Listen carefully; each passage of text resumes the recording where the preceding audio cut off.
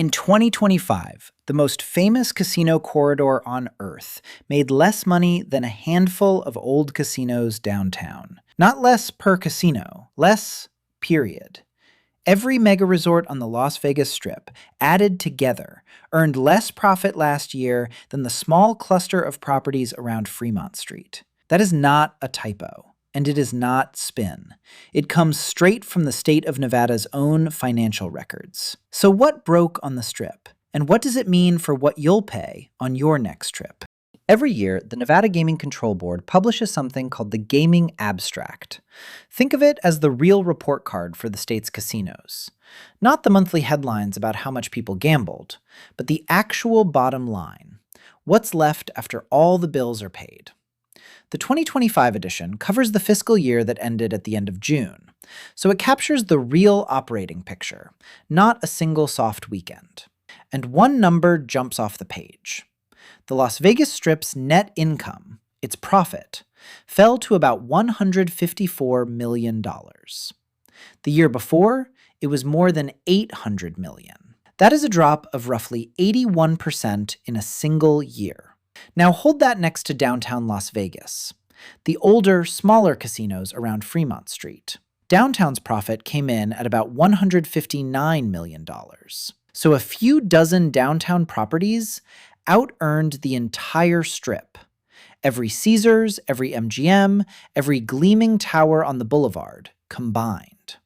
And here's what makes people read it twice. The Strip did not have a bad revenue year. Total Strip revenue was about $21 billion, the second highest figure in its history. To put it bluntly, the Strip brought in about 68% of all casino revenue in the entire state, but kept only about 9% of the profit. Record money coming in the front door, and almost none of it reaching the bottom line. So how do you take in $21 billion and keep almost none of it? The answer is margins. Across all of Nevada, the casinos that gross $1 million or more brought in about $30.8 billion in total revenue last fiscal year, down only a couple of percent. But their combined profit fell almost 35% to about $1.7 billion. Gambling revenue barely moved. So this isn't a story about people gambling less. It's a story about the cost of running the place going up faster than the money coming in. There are three big culprits: labor, rent, and debt. Labor is the largest expense in any hotel business. Across those Nevada casinos, payroll ran more than $9 billion, and those costs keep climbing. But the factor that really separates the Strip from downtown is the real estate itself. And this is where it gets interesting. Caesars Entertainment is carrying close to $12 billion in debt. Servicing that debt, just paying the interest, drains profit every single year. Then look at MGM Resorts, and on paper, it looks like it barely has any debt by comparison, only around $6 billion. But that's misleading, and here's why. MGM sold off its buildings. It sold the land and the towers under properties like Bellagio, MGM Grand, Mandalay Bay, and Aria, and now it rents them back from the companies that bought them. MGM pays more than $2 billion a year in rent. One single master lease runs over $700 million a year, before you even add Bellagio or Mandalay Bay. And that rent climbs automatically every year, whether business is up or down. So the Strip's giants don't just owe money. Many of them no longer own the ground they're standing on. Statewide, casinos paid about $2.6 billion just in interest last year. That number alone was bigger than the entire industry's profit. That's the trap the modern Strip has built for itself. There's a bigger shift underneath all of this, too. More than half of Nevada's casino money now runs through a small number of publicly traded companies. About 52 of them account for over 60% of the state's gaming revenue. These are corporations answering to shareholders, with quarterly targets to hit. And when the pressure landed, one of the first levers many pulled was staffing. The Strip cut its workforce by about 3% in a single year. Downtown's profit fell too. It was down about 20%. But a 20% dip is a stumble. 81% is a collapse. The reason is simple. Downtown's costs are smaller. These are older, smaller casinos with lower overhead, and crucially, many of them still own their own buildings instead of writing a rent check to a landlord every month. They also run a leaner, more old-fashioned business. Downtown pulls just over half of its revenue, about 50%, straight from gambling.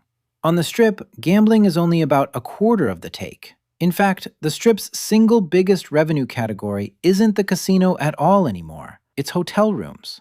The modern Strip has basically become a very expensive hotel, dining, and entertainment district that happens to have a casino attached, and that model carries enormous overhead. Downtown stayed closer to the original formula: gamble, eat, sleep, repeat. And while the Strip's profits were imploding, Downtown's total revenue actually ticked up slightly. In a year when costs spiked across the board, the lean operation didn't just survive, it out-earned the giants. Now here's why any of this should matter to you: the person actually booking the trip. Every one of those costs the Strip is drowning in eventually shows up on your bill. Start with the room. In that fiscal year, the average room rate on the Strip was about $250 a night. Downtown's average was about $114. That's less than half the price for a room. Strip hotels did stay fuller. Occupancy ran about 89% versus roughly 73% downtown. But you're paying a steep premium for that address. Then come the extras. Most major Strip resorts now tack on a resort fee, somewhere around $40 to $45 a night, on top of the room rate, plus another $20 to $25 a day just to park your car. On a $200 room, those add-ons can inflate your bill by around 25%. You essentially pay for a fifth night every 4 nights you stay. There is one piece of good news on transparency. As of 2025, federal rules require hotels to show you the all-in price, resort fees included, upfront when you book. So the number you see is finally closer to the number you'll actually pay. Then there's the comps question. On the Strip, casinos hand back nearly 39 cents in comps and freebies for every dollar of gaming revenue. Downtown gives back about 17. That sounds like the Strip is more generous. But in practice, most of that flows to high rollers and heavy players. The casual visitor mostly just eats the higher prices. And people are noticing. Las Vegas drew about 38.5 million visitors in 2025, down about 7.5%, and the lowest total since the pandemic recovery. International travel softened, especially from Canada, and the Tourism Authority has been spending millions on discount campaigns to win value travelers back. Casinos like Circa Downtown even rolled out at-par exchange deals for Canadians. Read between the lines. The people who pulled back weren't the whales. They were the budget-minded visitors who decided the Strip stopped being worth it. The casinos that held up best in 2025 were the ones built for locals and value travelers, not the ones chasing the big-spending tourist who's increasingly staying home. And that is exactly the crowd downtown is built to serve. So here's the bottom line. The Strip is still pulling in record revenue, but it has quietly become one of the most expensive places in America to run a casino, buried under debt, rent, and rising costs that have flattened its profit down to almost nothing. Downtown, smaller and leaner, just out-earned the whole thing. For you, the lesson is simpler than the spreadsheet. If you want the lights and the mega resorts, the Strip is still there. But you're paying a premium that has very little to do with how good your trip actually is. If you want your money to go further, Downtown and the locals casinos are quietly offering the better deal. And the state's own numbers prove it. Do the math before you book. A downtown room with no resort fee and cheap or free parking can quietly beat a Strip deal that looks better on the surface. Compare the all-in price, watch the resort fees and the parking, and never assume the most expensive room is the best value. Thanks for watching. Don't forget to like and subscribe, and see you in the next one.